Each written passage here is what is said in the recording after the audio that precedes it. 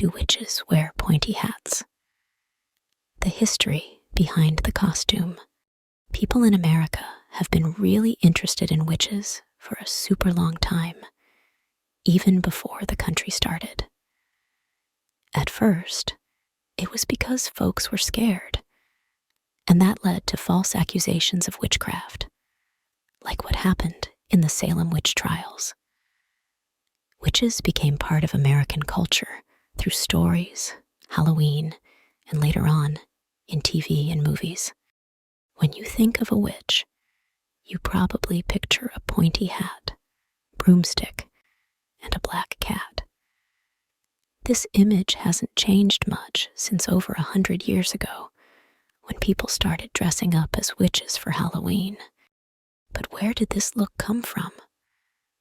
Well, just like the characters themselves, the history of the witch costume is kind of complicated and interesting. Black, pointy hat. Witches wear a special hat that is pointy and black. People think this hat comes from different times and places. Some say it's like the hats Quaker women wore in the 1600s.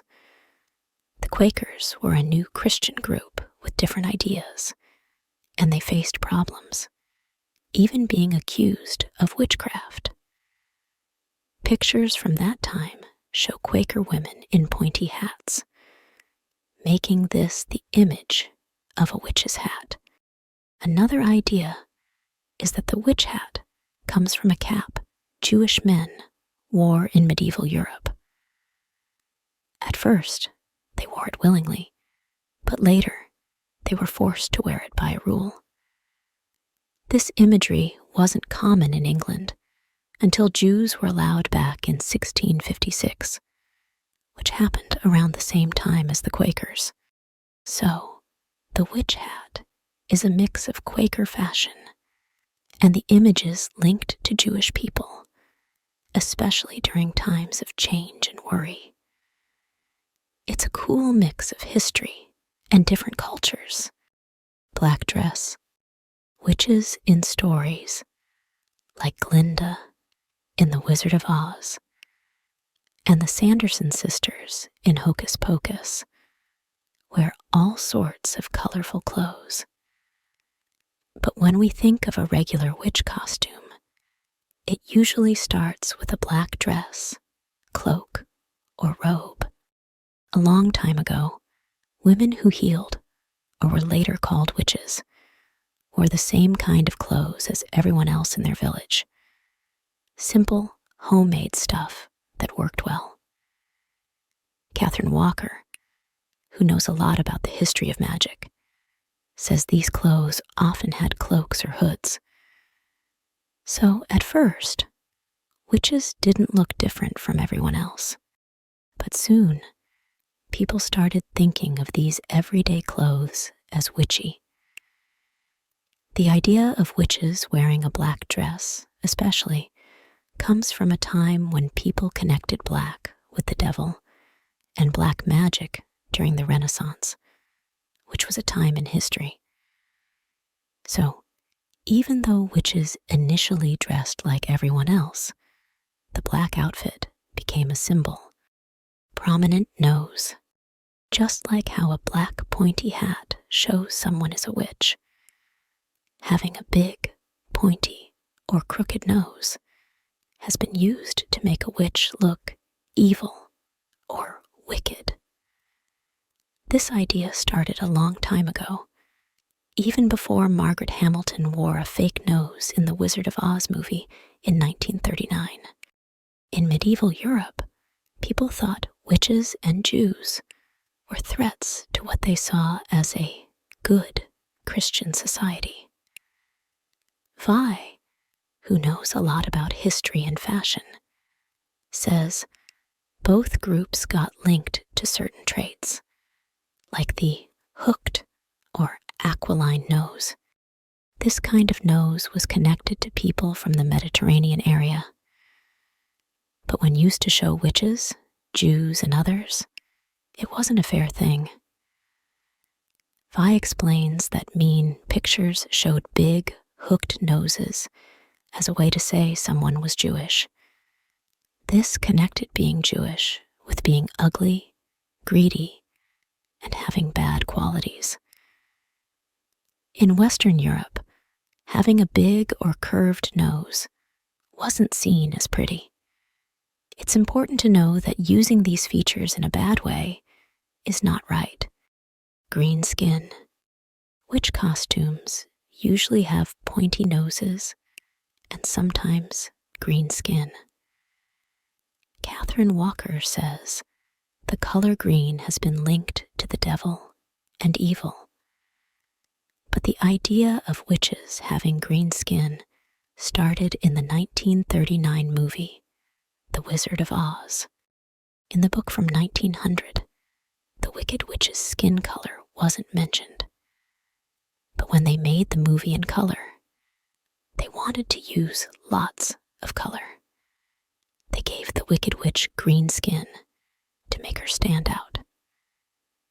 Before this movie, most witches in stories had pale white skin. Some witches connected to Halloween were shown with red, orange, or yellow faces. Wrinkled face.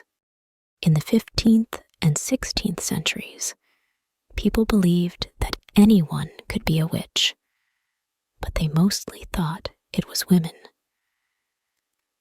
They believed women were more easily influenced by the devil than men, especially older women who were considered more vulnerable to devilish influences.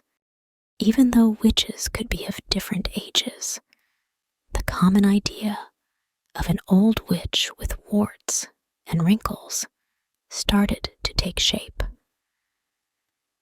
Catherine Walker mentions an old witch drawing by Albrecht Dürer around 1500 that shows this idea. In 1888, a picture in Harper's Young People magazine showed a witch with features we now recognize: a messy hairstyle, a black pointy hat, and a long, pointy nose. The powerful image of an older witch came almost 50 years later in Disney's 1937 movie, Snow White and the Seven Dwarfs. In the movie, the evil queen turns into an old woman with big eyes, white hair, missing teeth, and a long, hooked nose with a big wart. This image has stuck around and influenced how we think of witches, especially older ones. Warts. According to Catherine Walker, people got the idea that witches have warts and marks on their bodies from the witch's mark. This is a spot where they thought a witch fed her demon friend, like a cat or toad. In an old manual from 1487 called Malleus Maleficarum, it said to look for strange marks on a suspected witch's body as evidence. The 1939 movie, The Wizard of Oz, made this idea of witches having warts more popular. In the movie, Margaret Hamilton, who played the Wicked Witch, had a fake chin with a wart and horsehairs, making it a typical image of a witch. Pointed toe shoes or boots. If a witch costume has shoes, they're likely black with a pointy tip. These shoes are called poulaines, a word from French meaning from Poland. People loved these sharp shoes in Europe from the 14th to 16th centuries. But like many fashion trends, poulaines caused some trouble. Andrew Miller from the Museum of London says the church thought the pointy toes of these shoes were phallic, which means related to certain body parts, and believed they influenced people's behavior. The church also believed the long points made it hard to kneel and pray, so priests nicknamed them Satan's claws. It's not clear when pointy shoes got linked to witches, makes sense considering their connection to the devil in medieval Europe. Also, in the early 1900s in the United States, when Halloween costumes became a thing, women often wore black boots with a pointy toe. The cauldron.